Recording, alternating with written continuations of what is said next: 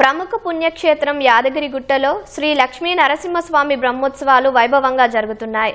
బ్రహ్మోత్సవాల్లో భాగంగా కొండపై లక్ష్మీ నరసింహుల కళ్యాణ మహోత్సవం కన్నుల పండువగా జరిగింది.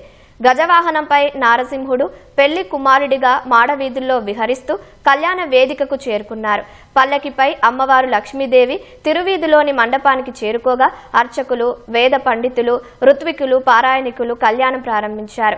స్వామివారి తిరు కళ్యాణానికి తెలంగాణ గవర్నర్ జిష్ణుదేవ్ వర్మ సతీమణి సుధాదేవ్ వర్మ ముత్యాల తలంబ్రాలు సమర్పించారు.